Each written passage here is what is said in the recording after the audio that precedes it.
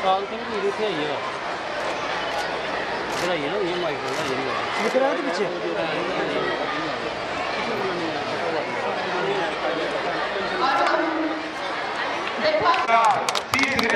जो ढेर सारे इंटरनेशनल मेडल और ढेर सारे नेशनल मेडल ये अरुणाचल प्रदेश 10-12 सालों से हमारे लगातार फ्रॉम महाराष्ट्र और पकड़ में जो महाराष्ट्र से नए तीरंदाज है और नया चेहरा उभर के आया है और ये भी लगातार मुझे पता है कि कंटिन्यू टीम को और ये टीम को लगातार लेकर चलाते रहेंगे। अभी तुम्हारा देखिए आप जो तीनों खिलाड़ियों की जो मुस्कुराहट है मेडल जीतने के बाद और हमारे जो आज चीफ गेस्ट है माननीय लेफ्टिनेंट गवर्नर साहब श्री मनोज सिन्हा जी देख सकते हैं कि मेडल जीतने के बाद जो मुस्कुराहट एक प्लेयर के चेहरे पे होनी चाहिए। एक प्लेयर बैठा है पोडियम में उसका फीमेल जो भी स्टेट से खेलते हैं एक टीम में 4 लोग होते हैं लेकिन मिक्स टीम में highest male and highest female x और 10 की लड़ाई है क्योंकि ये आज सीनियर नेशनल आर्चरी चैंपियनशिप है और यहाँ पे मैं में लेके आऊँ तो 6 लगा हुआ है उसके अंदर 6 ही होते हैं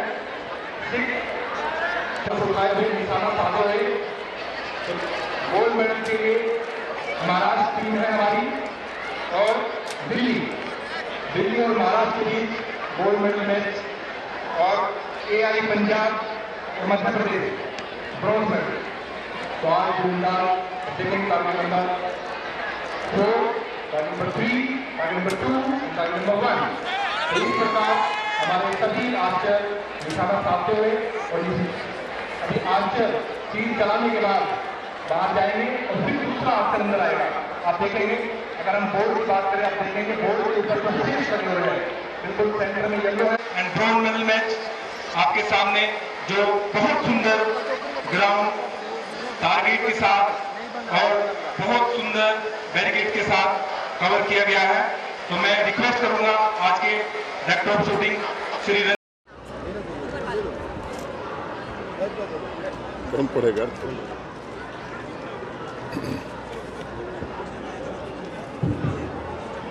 यहाँ के सम्माननीय सांसद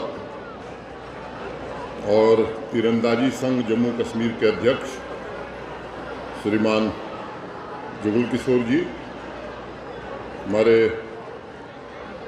principal secretary youth and sports doctor Alok Kumar जी,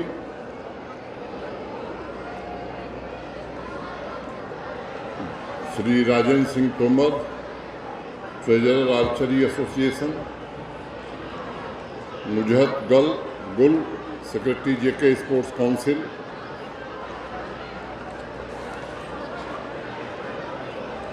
देश भर से जम्मू में एकत्रित हुए सभी तीरंदाज, उनके प्रशिक्षक, इस आयोजन से जुड़े हुए सभी अधिकारी एवं कर्मचारी,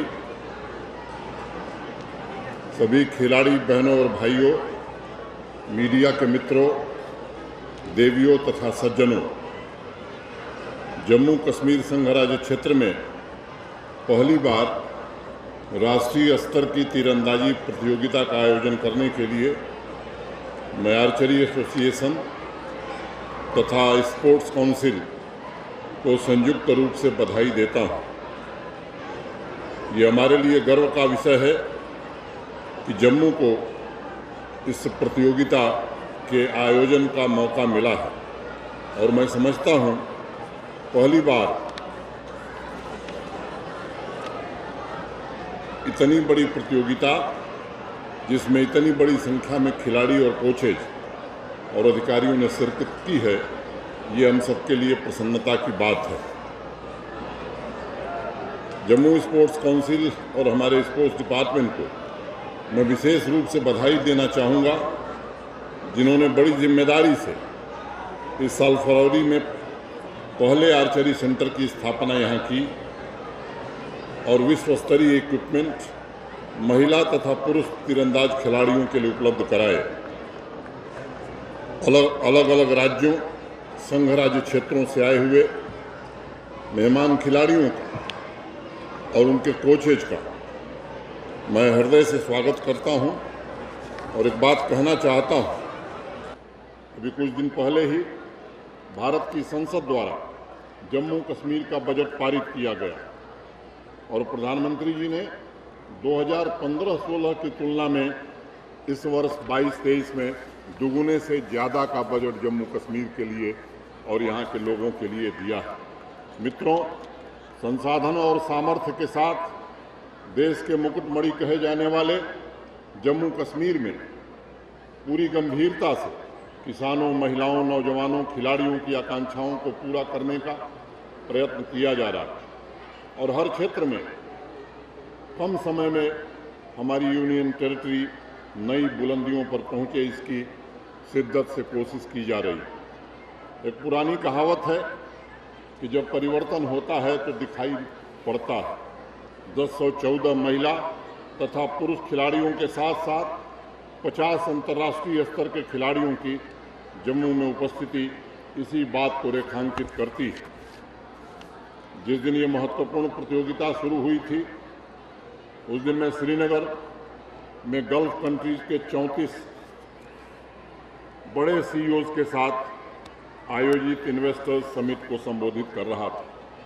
72 वर्षों से जो रेड टैप था उसे हटाकर रेड कारपेट बिछाने का काम अब जम्मू कश्मीर में किया गया। जम्मू कश्मीर में एक साथ इतने व्यापक स्तर पर इन्वेस्टर समिट होना और इतनी विशाल संख्या में देश भर के खिलाड़ियों का एक राष्ट्रीय प्रतियोगिता के लिए जुटना अपने आप में एक बहुत बड़ा परिवर्तन मैं मानता हूँ। जम्मू कश्मीर में स्पोर्ट्स के क्षेत्र में भी टैलेंट की कमी नहीं है, बल्कि मैं इसे स्पोर्ट्स का पावर हाउस मानता हूँ। और मैं कहना चाहता हूँ कि यहाँ के युवाओं की अपार और अथाह ऊर्जा को सही रास्ता मिलने लगा। माननीय प्रधानमंत्री जी ने जब नए जम्मू कश्मीर की बुनियाद रखी तो स्पोर्ट्स सेक्टर में फैले हताशा और निराशा के माहौल को भी समाप्त करने में एक नए प्रकार के उम्मीद की किरण जगी है। पहले जम्मू कश्मीर के कुछ खास इलाकों में राह से भटके हुए युवाओं को अन्य कारणों से जाना जाता था, लेकिन मैं आभारी हूं स्पोर्ट्स डिपार्टमेंट का और स्पोर्ट्स काउंसिल का, जिसने अभियान चलाकर ऐसे अनेक युवाओं को स्पोर्ट्स एक्टिविटी से जोड़ने का काम किया है और आज वो खेल के मैदान में देश का झंडा ऊंचा कर रहे हैं। ये सुनिश्चित किया गया है कि हमारी बेटियां वो भी स्पोर्ट्स में अपनी प्रतिभा दिखाने का बराबर अवसर प्राप्त करें, इसकी भी कोशिश की जा रही है। इसको ध्यान में रखते हुए 20 जिलों में rugby, football, cricket, volleyball, kabaddi, hockey की विमेन टीम्स का गठन भी किया गया है। आप लोग देश के कोने कोने से आए हैं और आपको जानकर ये हैरानी होगी कि मात्र 1 साल के भीतर इस खूबसूरत यूनियन टेरिटरी के सभी 4290 पंचायतों में युवाओं के लिए प्ले फील्ड की व्यवस्था कर दी गई। सभी पंचायतों में भी प्रोएक्टिव तरीके से स्पोर्ट्स किट मुहैया कराए गए। मैं स्पोर्ट्स काउंसिल और स्पोर्ट्स डिपार्टमेंट को बधाई देना चाहता हूं, जिन्होंने कोरोना महामारी के बावजूद पिछले साल अनेक टूर्नामेंट किए और उसके जरिए 17.5 लाख युवाओं को विभिन्न स्पोर्ट्स की विधाओं में खेलने का अवसर उपलब्ध कराया और लगभग 1.25 लाख युवाओं को कोचिंग की सुविधा भी उपलब्ध कराई गई। मित्रों, मैं मानता हूँ राष्ट्रीय तथा अंतर्राष्ट्रीय स्तर की प्रतियोगिताओं में मेडल जीतने के लिए पूरे वर्ष लगातार खेलने और कोचिंग का अनुभव ये अत्यंत आवश्यक है। इसलिए कोशिश है कि पूरे साल जम्मू कश्मीर के खिलाड़ियों को प्रतिस्पर्धा का अनुभव मिले और देश के अन्य भाग के खिलाड़ियों के साथ उनका पर्याप्त एक्सपोजर भी हो। इस बात को ध्यान में रखते हुए इस वर्ष भी एक स्पेशल प्रोग्राम के अंतर्गत 7.5 लाख युवाओं को खेल की विभिन्न विधाओं से जोड़ने का प्रयास हो रहा है और तीरंदाजी की तरह कम से कम 17 खेल की विधाओं में राष्ट्रीय स्तर की प्रतियोगिताएं जम्मू कश्मीर में आयोजित होने वाली। यहाँ खिलाड़ियों के सामने एक चुनौती थी, एक समस्या थी उन्हें कैरियर प्रोग्रेशन का किस प्रकार से लाभ मिले, ये व्यवस्था नहीं थी।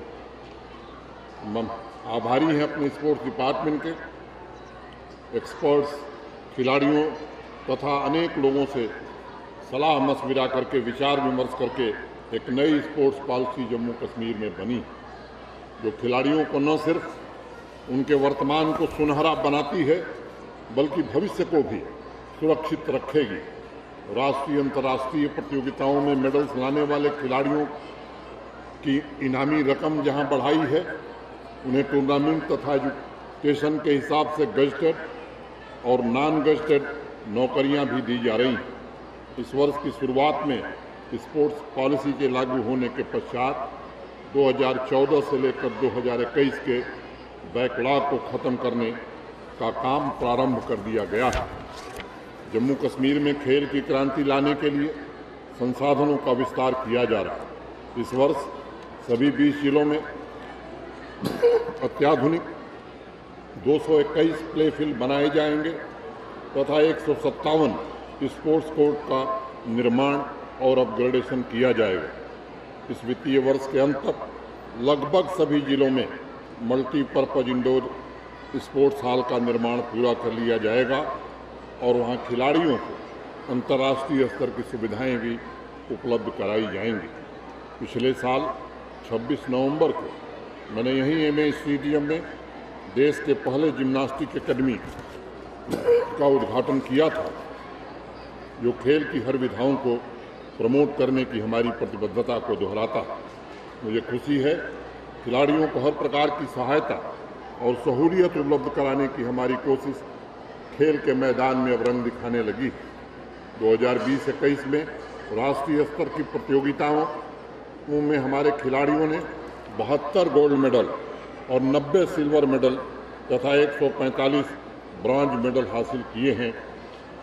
हमें उम्मीद है कि इस वर्ष मेडल टैली में और भी इजाफा होगा।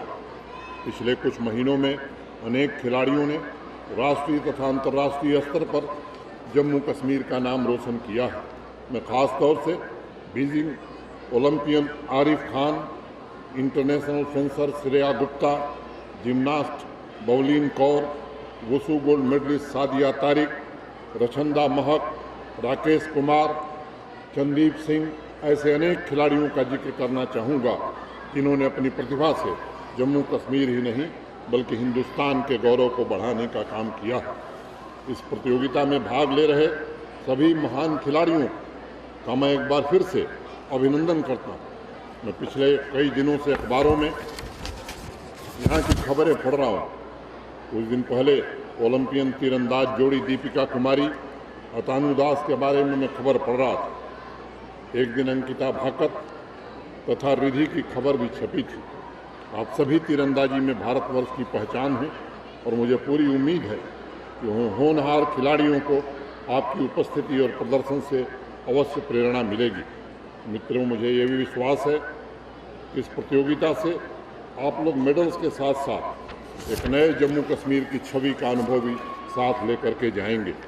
एक ऐसा जम्मू कश्मीर जो सिर्फ प्राकृतिक रूप से खूबसूरत नहीं है बल्कि आर्थिक रूप से भी देश में ग्रोथ इंजन के रूप में काम करे और हिस्सा बनने की क्षमता रखे, ऐसे जम्मू कश्मीर की कल्पना आप लेकर के जाएं। मैं एक बार पुनः यहाँ आए हुए बाहर के सभी खिलाड़ियों का, सभी कोचेज का और सभी अधिकारियों का जम्मू कश्मीर प्रशासन की ओर से, जम्मू कश्मीर की आवाम की ओर से हृदय से अभिनंदन करना चाहता हूँ। मुझे याद आ रहा है हिंदी के एक बड़े मशहूर कवि रामधारी सिंह दिनकर जी ने 2 पंक्तियाँ लिखी थी जो अपनी प्रतिभा और योग्यता की पहचान करा सकते हैं। उन्हीं के बारे में, तेजस्वी सम्मान खोजते नहीं गोत्र बतलाकर, पाते हैं जग में प्रशस्ति अपना कर्तव्य दिखलाकर, हीन मूल की ओर देख जग गलत कहे या ठीक, वीर खींच कर ही रहते हैं इतिहासों में लीक। वैसे हमारे खिलाड़ियों ने अपनी प्रतिभा का झंडा यहाँ गाड़ा है। ऐसे सभी खिलाड़ियों को मैं हृदय से शुभकामनाएं देता हूँ और कुछ नए मेजर इंफ्रास्ट्रक्चर के प्रोजेक्ट्स हैं जो आने वाले दिनों में पूरा होने वाले हैं। मैं आज इस समारोह में इनकी घोषणा भी करना चाहता हूं। Archery centre at Gindun Rajbagh Srinagar, gymnastic centre at Gindun Rajbagh Srinagar, artificial rock climbing wall at MA stadium Jammu, shooting range in Bana Singh stadium Jammu, shooting range in Sikh Nambal Srinagar, athletic track under Khelo India scheme in Baramulla, athletic track Mendhar Poonch, synthetic volleyball centre at Poonch, wrestling centre at RS Pura Jammu. ये आने वाले कुछ महीनों में ये काम प्रारंभ होंगे और समय सीमा के भीतर पूरे कर लिए जाएंगे। मैं फिर से एक बार तीरंदाजी संघ, बाहर से आए हुए सभी अतिथियों के प्रति हृदय से कृतज्ञता ज्ञापित करता हूं। अपने स्पोर्ट्स डिपार्टमेंट और स्पोर्ट्स काउंसिल को भी हृदय से साधुवाद देता हूं। यहाँ उपस्थित सभी लोगों के प्रति हृदय से कृतज्ञता ज्ञापित करते हुए अपनी बात में पूरी करता हूं। धन्यवाद। जय हिंद।